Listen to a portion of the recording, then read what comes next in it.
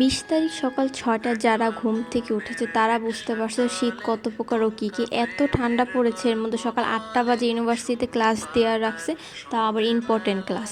তো আমি দেরি করে বাইর হয়েছি, তাও কোনো না কোনোভাবে আগেই চলে গিয়েছে। একটা ক্লাস করার পর হচ্ছে ওয়াশরুমে একটু ফ্রেশ হয়ে নিয়েছি। একটা ক্লাস হওয়ার পর ৩ ঘন্টা গ্যাপ, এরপর হচ্ছে যে আরেকটা ক্লাস। তো আমি লাইব্রেরিতে বসে নোট করছিলাম, আর আমার পেন্সিল বক্সটা নিয়ে হচ্ছে আমার ফ্রেন্ড হলো ডেসক্রাইব করছিল। আমার এত কলম, আমার ধারণা এটা 10 বছরে শেষ হবে না। তো যাই হোক, এরপর হচ্ছে আবার ক্লাসে চলে গিয়েছে, এত বোরিং লাগছিল। তারপর লাস্ট ক্লাসটা করে বাসায় চলে আসছি। বাসায় চলে আসার পর হচ্ছে যে আম্মু আমার জন্য চা বানায় রাখছে, চা খেয়ে নিলাম।